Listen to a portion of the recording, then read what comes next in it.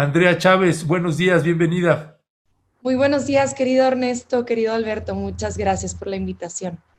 Al contrario, qué gusto que estés aquí de nuevo en Momentum. ¿Dormiste? ¿Lograste descansar algo después de esa maratón que se aventaron? Pues descansé algo porque ayer llegando a su casa aquí en la Ciudad de México, en el departamento en el que habito entre semana, pues me dediqué a estudiar la reforma propuesta por el presidente a la ley minera. Así que ha sido poco el descanso. Hoy habremos de dar otra batalla, pero que seguramente se consolidará en otra victoria. Ya, esta parte ahorita que estaba viendo la mañanera, mi querida Andrea Chávez, le pregunta desde mi punto de vista maliciosamente el reportero del Reforma al presidente Andrés Manuel López Obrador, pero tiene el derecho de hacer esa pregunta. Dice, ¿es una derrota para usted, presidente Andrés Manuel López Obrador? Y López Obrador responde, es un triunfo para la democracia. Yo te pregunto a ti, mi querida Andrea Chávez, ¿es una derrota para el presidente Andrés Manuel López Obrador? ¿Es una derrota para Morena, para el PT, ahí en la Cámara de Diputados, en el Congreso? ¿Cómo leerlo? ¿Cuál es el ángulo, Andrea, que encuentras tú en todo esto que se estuvo viviendo? Pues mi ángulo, mi lectura es que la oposición hizo justo lo que el presidente quería. Votar en contra de esta reforma eléctrica los desnudó de cuerpo completo, porque ya prácticamente, como lo dije ayer en entrevista contigo, Ernesto, con diversos medios de comunicación, ahí al interior del salón del Pleno, pues era una votación de mero trámite, porque los objetivos estaban cumplidos, ¿no? Queríamos garantizar el despacho de las hidroeléctricas, queríamos regresarle la fuerza a la Comisión Federal de Electricidad para poder bajar los precios, para poder bajar las tarifas. Queríamos dejar de reconocer esas sociedades de autoabasto que utilizan un mecanismo de fraude a la ley por el cual se llevan 500 mil millones de pesos al año fuera de este país, millones de pesos que ponemos todas las y los mexicanos a través de nuestros impuestos.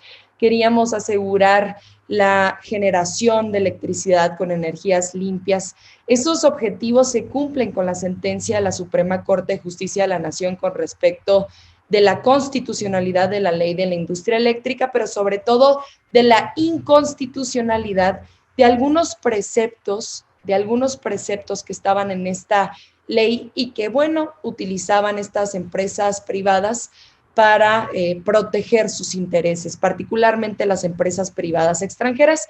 Y el último de los grandes objetivos, pues habremos de cumplirlo hoy, que es proteger al litio, este mineral estratégico para precisamente almacenar energía. Muchos le llaman el petróleo del futuro, el oro blanco. Se dice que para allá van todos los países para la generación de electricidad y almacenamiento con este mineral tan rico. Sabemos que México es el noveno país en el mundo con más riqueza en este mineral estratégico. Así que, y además mineral que levanta, tú lo sabes bien, querido Ernesto, con nuestra querida Violeta, pues que levanta muchas pasiones, que levanta muchísimas pasiones con las empresas extranjeras, con las grandes mineras. Particularmente identifico como chihuahuense a las canadienses que han hecho de las suyas en municipios como Guadalupe y Calvo, despojando a los pueblos originarios de sus tierras, de su posesión más valiosa, que es su espacio de vida, que han cuidado con conocimientos ancestrales de respeto al medio ambiente. Así que ese gran objetivo habrá de cumplirse hoy. ¿Qué pasó el día de ayer? Pues simplemente se utilizó esta votación, así lo veo yo, esa es mi lectura, para desnudar a la oposición, para saber y que el pueblo supiera, porque nosotros lo vemos siempre, todos los días, porque los tenemos de frente. Aunque hay que decirlo, el día de ayer conocimos a legisladoras y legisladores que en su vida se habían parado en la Cámara de Diputados. Yo conocí muchos rostros nuevos porque el PRI no suele estar nunca en las sesiones, buena parte de Acción Nacional no suele estar nunca en las sesiones, buena parte, con los poquitos que son del PRD no suele estar nunca. Pero esta votación sirvió para eso, para darnos cuenta de quiénes estábamos con la patria, ¿quiénes estábamos con el pueblo de México? ¿Quiénes estábamos a favor de bajar las tarifas de luz? ¿Quiénes estábamos a favor de eliminar este subsidio invertido que existe con las empresas como Oxxo, Walmart, Bimbo, todo grupo FEMSA, que pagan 3 veces más barato el kilowatt que un hogar común, que un abarrotitos, cosa que nos parece francamente impresionante, e identificar, por supuesto, pues a los que o recibieron sobornos, porque acuérdense que existe el antecedente de 2013, y no lo digo yo, lo dicen los tribunales, y hay un ex senador de la República del Estado de Campeche, el senador Lavalle Mauri, de Acción Nacional, pues en prisión, condenado precisamente. Existen investigaciones en contra del ex candidato presidencial Ricardo Anaya y otros tantos legisladores de ese entonces, de la oposición de ese momento del PAN, que recibieron sobornos millonarios de por medio en ese pacto en contra de México para aprobar la reforma constitucional de Enrique Peña Nieto, esa reforma energética que pretendía seguirlo privatizando todo y debilitar a la Comisión Federal de Electricidad. Unos votaron a favor porque seguramente existieron cañonazos, y unos votaron a favor de estas empresas, me refiero de las empresas extranjeras, porque seguramente existieron cañonazos, pero también otros por el modelo programático conservador, porque detestan lo público, porque detestan todo lo que beneficia al pueblo de México, porque no pueden concebir un país en donde las empresas pues no saquen al pueblo de México, ¿no? Entonces, para eso nos sirvió esta votación histórica, para darnos cuenta quién es quién, ¿no? Esta fue la sección del quién es quién en el legislativo, y yo les decía a los opositores, guarden bien, ahorren bien lo que les dieron las empresas como Iberdrola, Enel, Naturgy y otras tantas, porque será su finiquito. El pueblo de México no va a volver a votar por ustedes. Eso se los dije el día de ayer en sus rostros a todos los diputados de oposición con los que pude toparme de frente. Días antes de esta votación que ocurrió el día de ayer, Andrea, había como señales, no quiero darle por el adjetivo, pero señales que me llamaron la atención. El Partido Acción Nacional, evidentemente, que iba a ir en bloque, ellos tienen sus propios intereses y sus propias contradicciones internas ahí, pero en el PRI había como algunos indicios de una eventual negociación que permitiera contar con los votos suficientes para que pasara la reforma que propuso el presidente López Obrador, pero tengo la impresión que la votación en la Suprema Corte, como que algo cambió, y mi impresión, no sé qué pienses tú, es que básicamente la lectura es, pues el terreno ya está allí, la protección a la Comisión Federal de Electricidad, el dique que se puso a las empresas privadas ya está allí, ya es ley, ya no puede hacerse a un lado, y por lo tanto la posibilidad de una negociación, o sea, de un chantaje, pues se redujo básicamente porque Morena ya no necesitaría tanto los votos del PRI. Bueno, sí los necesitaba, por supuesto, pero vamos, en el fondo lo importante estaba ya protegido, y por tanto ya la posibilidad de negociar y de encarecer los votos se redujo. No sé si tú tienes esta impresión, si algo así ocurrió, que el PRI simplemente dijo, pues ya no tenemos forma de presionar a Morena y de vender caro los votos, insisto.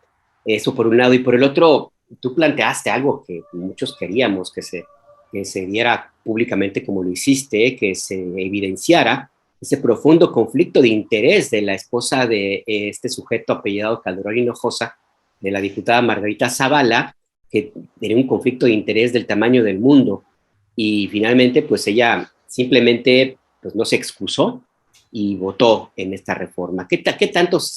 ¿Cuál es tu reflexión al final del día? Había una petición para que actuara con ética. A mí me parece que era como pedirle, era Salolmo, ¿no? Era algo inconcebible. ¿Tú cómo ves esos dos temas? Sí, inicialmente con la sentencia de la Suprema Corte de Justicia de la Nación y la declaración de constitucionalidad, particularmente el artículo 4, se estableció ya que el tema eléctrico es un tema de interés público, y eso tiene muchas implicaciones porque pues el Estado mexicano debe garantizar la distribución, el suministro de un derecho de interés público como lo es el derecho a la electricidad, según la sentencia de la Suprema Corte de Justicia de la Nación. Miren, yo les puedo decir de primera mano, porque lo han dicho muchos medios de comunicación, lo han dicho integrantes de nuestro propio grupo parlamentario y están en lo correcto, que el PRI, pues según ellos, estaba encareciendo mucho la negociación. Por ahí escuché un rumor incluso de que estaban pidiendo la gubernatura del estado de Hidalgo. Ustedes saben que el diputado Moreira es el presidente de la Junta de Coordinación Política, es el coordinador del grupo parlamentario del PRI y además, pues es esposo de la candidata del PRI, pues del PRIAN a la gubernatura de Hidalgo, por cierto, en donde tienen más de 2 cifras de diferencia con respecto de la intención de voto de las y los hidalguenses. Se escuchó hablar a nuestro coordinador, el diputado Ignacio Mier, incluso aceptando 10 de los 12 puntos que la oposición puso sobre la mesa. El 1 de octubre del año pasado, el presidente de la República nos hizo llegar la iniciativa de reforma eléctrica a la Cámara de Diputados. Realizamos más de 400 asambleas informativas con el pueblo de México en los distritos federales, en todas las entidades federativas, en todos los municipios, para que el pueblo de México conociera el contenido de la iniciativa del presidente. Realizamos un parlamento abierto en donde participaron expertas y expertos de distintos temas, a favor y en contra, con posturas distintas. Nunca vimos en el parlamento abierto, por cierto, al coordinador del PAN, a Jorge Romero, nunca estuvo en ningún foro de los parlamentos abiertos. Pero, ¿por qué les digo esto? Porque después de toda esa discusión, la oposición, la coalición Va por México, representada por el PRI, en una conferencia que da Alejandro Moreno, presenta 12 puntos y dice, si estos 12 puntos no son considerados dentro del dictamen, entonces no los acompañamos en la votación. Ese fue, digamos, su elemento de negociación sobre la mesa, ¿no? El elemento de negociación público. Y se aceptaron 10 de los 12 puntos. Existían propuestas que ya estaban incluidas dentro del dictamen, lo que nos hace ver, pues, que no leyeron el dictamen. Incluso muchas participaciones el día de ayer en tribuna de legisladores de oposición nos hicieron darnos cuenta de que no habían leído siquiera la iniciativa que estaban discutiendo. Entonces, además de los puntos que ya estaban incluidos dentro del dictamen, pues existían propuestas que estaban bastante bien, como por ejemplo, declarar el derecho a la electricidad como un derecho humano, condición necesaria para el ejercicio de otros derechos. Por ejemplo, pues no puede haber derecho a la seguridad si no hay alumbrado público, no puede haber derecho al agua si no hay bombeos, no puede haber derecho a la salud si no existe electricidad para las herramientas, para los equipos que necesitan los pacientes en los hospitales, no puede haber derecho a la educación si no hay electricidad en las aulas de las pequeñitas y los pequeñitos, de los estudiantes, de las estudiantes, ¿no? Existían propuestas bastante buenas, 2 o 3, se incluyeron dentro del dictamen. Entonces, llegamos a comisiones en puntos constitucionales en energía. Esta sesión, las sesiones de las comisiones no suelen conocerse mucho, no suelen ser tan mediáticas como lo es la discusión en el Pleno, donde ya estamos representados todos los legisladores, pero esta sí fue muy mediática por la presencia de un cabildero de la empresa Enel, ¿no? Paolo Salerno, italiano, al lado de una diputada del PRD, Edna, que por cierto subió ayer a tribuna a victimizarse, que estábamos utilizando mecanismos de violencia política de género, inventando una serie de cosas cuando todos vimos con nuestros propios ojos. Ustedes vieron el video, yo lo vi en primera persona, que estaba justo a un costado de ella el cabildero, utilizando una curul en la Cámara de Diputados y traía un maletín. Pues se vale tener hipótesis de lo que venía en ese maletín. ¿Por qué les digo esto? Porque en esa discusión de la comisión que se hizo mediática precisamente por la presencia de este cabildero, pues resulta que la oposición nos dice siempre no, ya no nos importa que hayan incluido las propuestas que les hicimos llegar, no nos importa que hayan cumplido su parte del acuerdo público de la negociación, no queremos acompañar el dictamen. Y un par de días antes, había ocurrido la sentencia de la Suprema Corte de Justicia de la Nación que un poco ya blindaba el contenido de la propia iniciativa del presidente. Yo comparto tu análisis, querido Alberto, porque es importante decirlo. La oposición, particularmente el PRI, siente que tenía que tener una posición negativa de manera institucional en contra del presidente para capitalizarlo electoralmente. Eso es lo que dicen los priistas, que decirle que no al presidente con más legitimidad en la historia reciente de este país, ellos lo iban a poder capitalizar electoralmente. Y nosotros les decíamos, ¿en dónde? ¿En Oaxaca? ¿En dónde lo van a capitalizar? ¿En Hidalgo? ¿El año entrante en el Estado de México? En esos estados en donde pues van a dejar de gobernar por la intención de voto que traemos Morena, la coalición Juntos Hacemos Historia, yo creo que hicieron un cálculo bastante erróneo. Pero claro, nosotras y nosotros no somos quienes para hacerles ver su error. Qué mejor que el adversario electoral se esté equivocando de manera sistemática, de manera continua, de manera ininterrumpida. Eso es lo que hizo el PRI, porque en realidad la postura que tomó el PRI solo fortalece electoralmente a la oposición con esa pequeñita parte del voto duro que tiene Acción Nacional.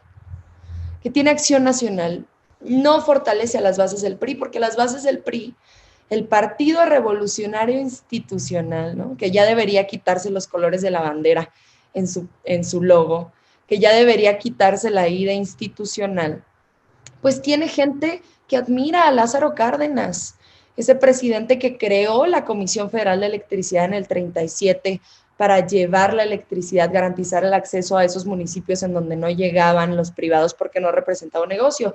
Ese presidente de la expropiación petrolera, el partido de la nacionalización de la industria eléctrica con Adolfo López Mateos en el 60, el partido de esos documentos básicos patriotas, nacionalistas, en favor de los bienes del pueblo, en favor de la riqueza de toda una nación.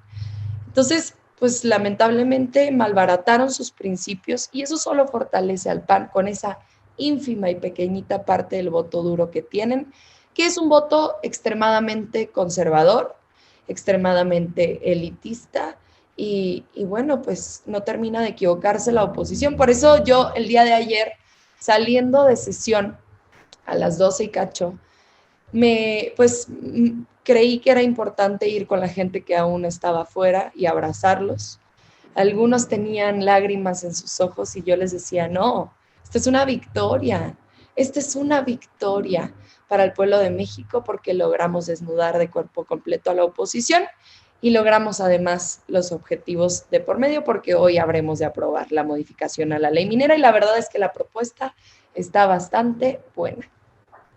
Sí, gracias mi querida Andrea Chávez. Andrea, a propósito de esta ley minera, y ahora que nos dices que te pusiste a estudiarla, quién sabe si la pudiste estudiar bien porque sí te veía ya bastante cansada, fue un día muy, muy pesado, pero ¿cuáles los puntos que consideras valiosos de esta propuesta del presidente López Obrador en lo que toca a la ley minera? Mira, la estudié bastante bien, pero olvidé contestarle una pregunta a Alberto rápidamente. El día de ayer, antes de arrancar la sesión de la discusión de la reforma eléctrica, presenté ante la mesa directiva una solicitud para que la diputada federal Margarita Zavala de Acción Nacional se excusara de votarla, porque tenía claros conflictos de interés con la propia iniciativa. El presidente de la mesa directiva me contestó que ya existía una solicitud previa de parte de la propia diputada Margarita Zavala porque se quería curar en salud. Sabía que tenía conflicto de interés, entonces se adelantó y mandó una solicitud a la presidencia de la mesa directiva con dichos. ¿Qué son dichos? Pues solamente un relato sin prueba alguna de parte de la diputada federal, pues diciendo que no tiene conflicto de interés y que sometía a consideración de la Consejería Jurídica si existía o no conflicto de interés, ojo, con sus dichos. Entonces yo le hago llegar a la mesa directiva pruebas en donde está contenida pues la declaración patrimonial de la propia diputada federal Margarita Zavala, que es pública porque los diputados federales tenemos que hacer nuestra ley 3 de 3, nuestra declaración de intereses, de patrimonio, y además, pues la diputada federal Margarita Zavala está casada por el régimen de bienes mancomunados con el expresidente de la República, Felipe Calderón. ¿Y por qué es importante saber esto? Porque Felipe Calderón, terminando de ser presidente de la República, trabaja para un consejo de administración de una de las filiales más importantes de Iberdrola, se llama Avangrid, y cobró más de 8 millones de pesos. Más de 8 millones de pesos. Así que en el hogar de Margarita Zavala y en el patrimonio de la propia diputada federal entraron 8 millones de pesos con una de las empresas que están claramente siendo afectadas por la decisión de la Suprema Corte de Justicia de la Nación y que serían muy afectadas con la decisión del día de ayer en la votación de la reforma eléctrica. ¿Qué pasó? Se declaró un receso, la mesa directiva y la Junta de Coordinación Política fueron pues a conversar sobre esta denuncia que yo presenté ante la mesa directiva y qué resolvió la Junta de Coordinación Política y la mesa directiva, que existía conflicto de interés de parte de la diputada federal Margarita Zavala, pero que no existía un procedimiento reglamentado para poder excusar a los diputados federales en caso de tener conflicto de interés.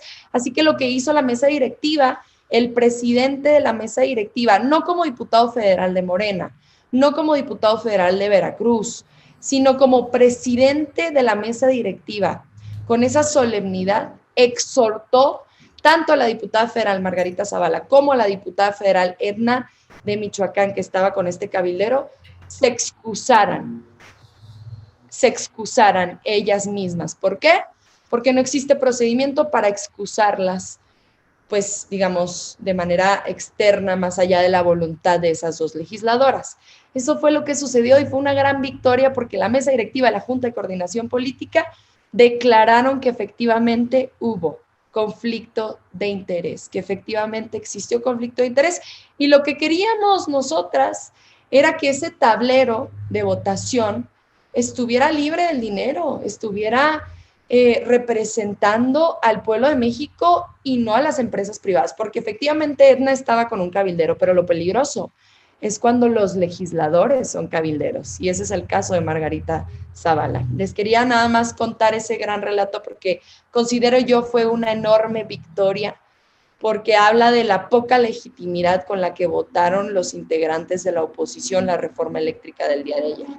Ahora bien. Y que por cierto, Andrea, pues ese es el cabildero que se vio, pero no es el único, ¿ah? No, hombre, había cabilderos de Iberdrola, de Enel, de Naturgy, afuera del salón de sesiones en el patio, pero no ese día, desde hace 5 meses, y andan cazando diputados federales distraídos, andan cazando diputados federales con mucha ambición por los que puedes comprarlos por, pues no sé, por lo que sea, los puedes comprar, pues a ellos ni les hace cosquillas, imagínate cuánto se llevan por concepto de ganancias y de fraude a la ley aquí en México. No les hace ni cosquillas comprar a cualquier diputado. ¿Cuánto cuesta un diputado federal? ¿Cuánto cuesta un diputado federal? Esa es la pregunta. ¿Qué pregunta? Andrea, retomando la pregunta que te hacía con respecto de la ley minera, y también pues felicitarte porque sí fue realmente poderoso, impactante ver pues esto que te preguntaba Alberto con respecto de Margarita Zavala, y que además de que la presidencia de la Cámara la exhortara a declinar votar, igual que a la diputada Edna Díaz, pues que ambas se negaran. A eso todavía lo hizo un verdadero escándalo, en fin, pero más allá de ese comentario, con respecto a la ley minera, ¿cuál es tu valoración, Andrea? Sí, bueno, la ley minera, como ustedes saben, tenemos leyes reglamentarias de artículos constitucionales. La ley minera es la ley reglamentaria del artículo 27 constitucional.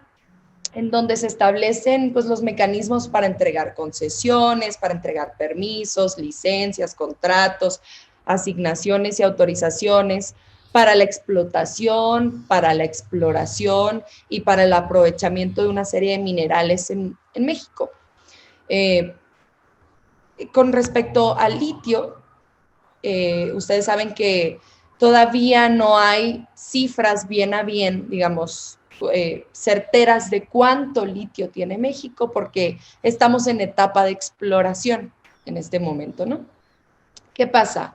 Pues queremos proteger al litio porque no queremos que se lleven las ganancias estas empresas privadas extranjeras que además no protegen los derechos de los pueblos originarios ni del medio ambiente, no respetan el derecho de la tierra, el derecho a respirar aire limpio, no respetan y además se llevan todas las ganancias a sus países fuera de México cuando es riqueza del pueblo de México, ¿no? Entonces, pues primero decirte que es la modificación a 4 artículos de la ley minera, es al primero, al quinto, al noveno y al 10º. ¿Para qué? Para que la exploración primero, la explotación y el aprovechamiento del litio sea exclusivo del Estado mexicano a través de un órgano descentralizado que habrá de crearse después de la expedición de esta reforma. Unos han dicho que si se va a llamar Litiomex, que si se va a llamar AMLitio, llame como se llame, la ley va a mandatar que se cree un órgano descentralizado para poder administrar la exploración, la explotación y el aprovechamiento de este mineral, que va a ser de exclusividad del Estado mexicano. Además, eso en el artículo 1 de la ley minera. Esa es la modificación al primero. Al artículo 5 de la ley minera, pues en el artículo 5 se declara que el litio y es de utilidad pública, es un mineral de utilidad pública. Así que no se entregarán concesiones, no se harán contratos con privados, no se entregarán permisos, asignaciones con privados de ninguna forma. Y además, a través de la ayuda del Servicio Geológico Mexicano, se van a identificar las zonas donde existan yacimientos de litio y esas zonas se van a declarar zonas de reserva minera. Eso es muy importante, zonas de reserva minera. Nada de que, pues yo tenía una mina aquí en donde, pues plata, oro, lo que sea, y encontré un yacimiento de litio y como es mía, pues aquí, no. Esas zonas se van a declarar zona de reserva minera. Así es que van a ser administradas de manera exclusiva del Estado, por parte del Estado mexicano. Esa es la gran implicación.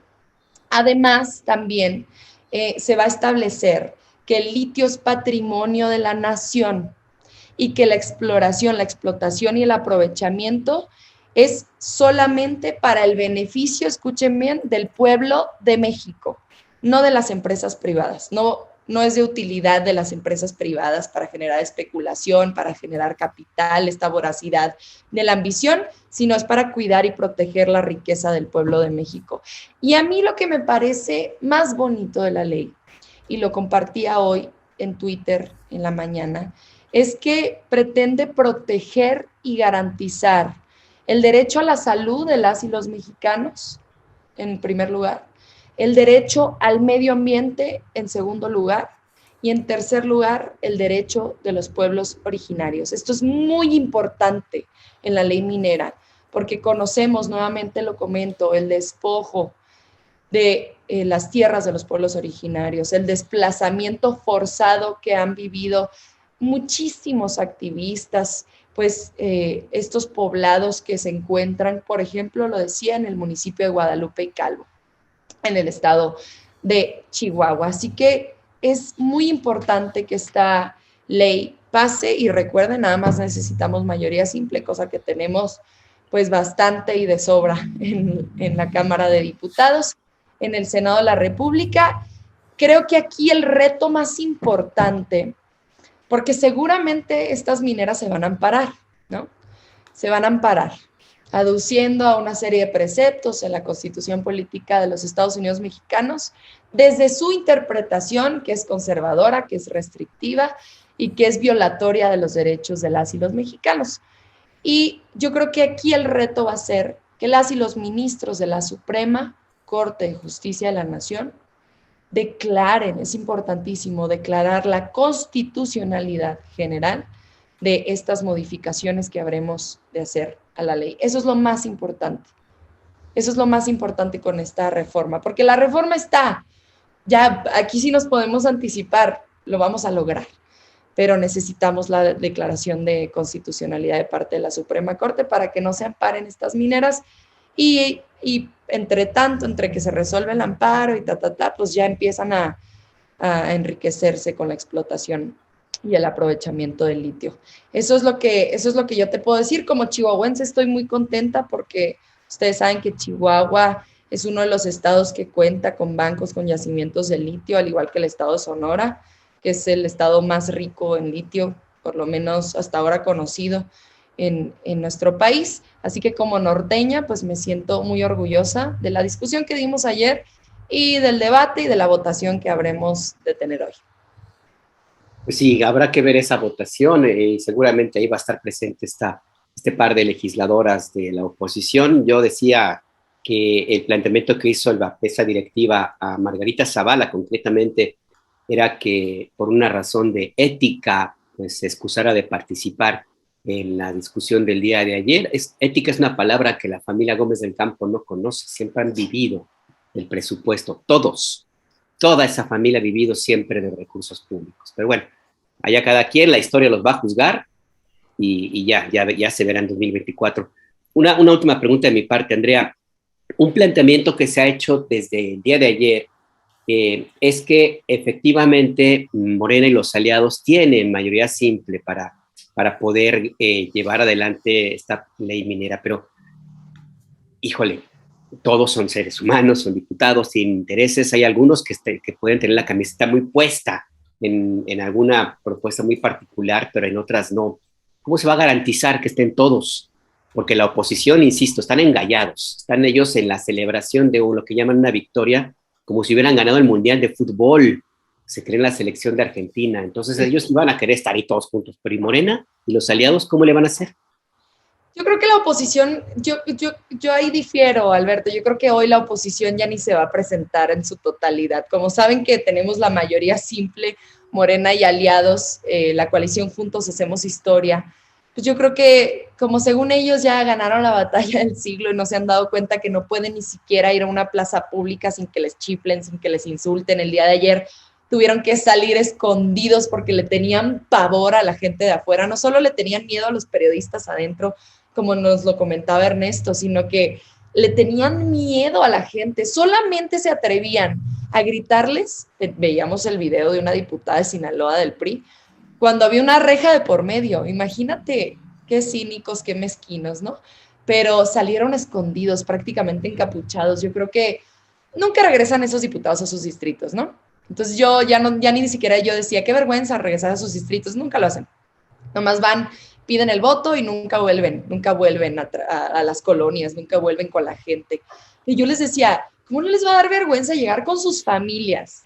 Con sus familias, dejen ustedes sus representados ya, sus electores, sus familias en la mesa, para decirles, voté en contra de algo que va a beneficiar a ustedes, hijos e hijas, a mis nietos y nietas. Imagínate, qué vergüenza. Entonces yo creo que hoy no se van a presentar, hoy yo creo que no se van a presentar tantos como ayer.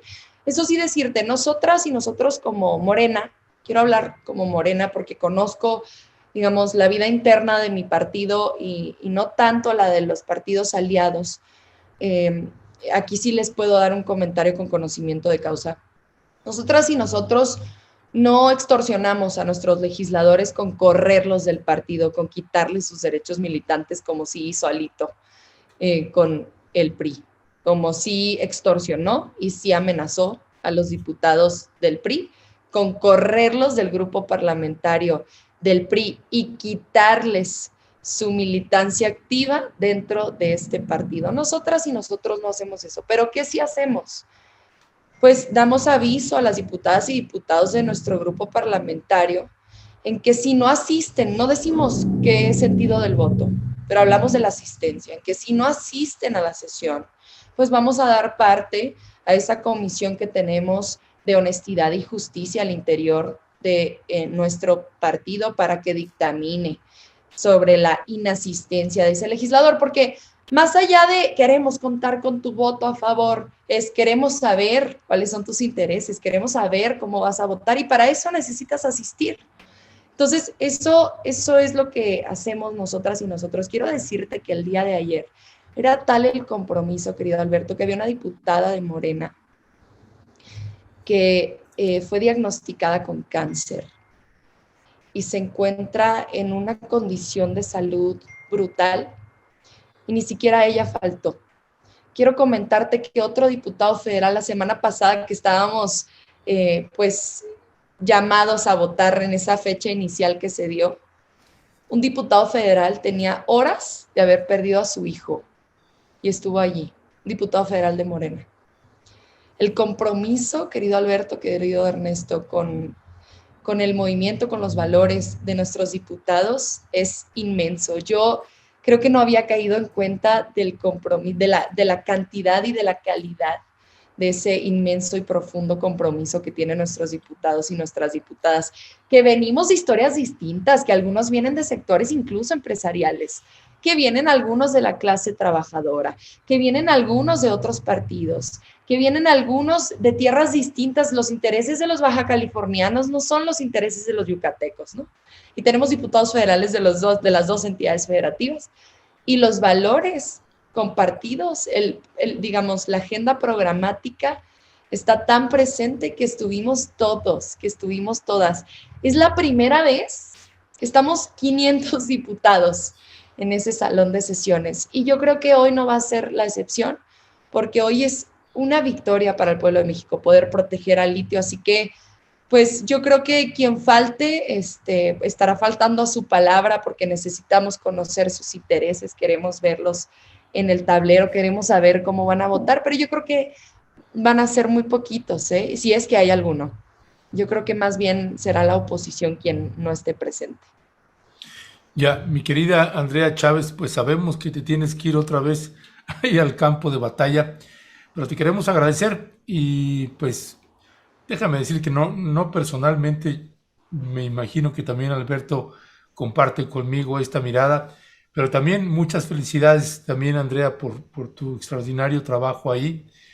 Algunas diferencias tengo con el presidente Andrés Manuel López Obrador y luego lo critico, y muchas coincidencias también. Una de esas que pensamos que tenemos, pues es algunas palabras que te dedicó. Creo que algo hay de razón ahí. Así que te mandamos un fuerte y fraterno abrazo, mi querida Andrea. Igualmente, querido Ernesto, y recuerden que cuentan con nuestro apoyo, tú y Violeta, para todo, para acompañarles a donde sea. No los vamos a dejar. Les vaya muy lindo, Alberto, Ernesto. Cuídate mucho y felicidades. Ahí estamos. Gracias. Chao. Gracias.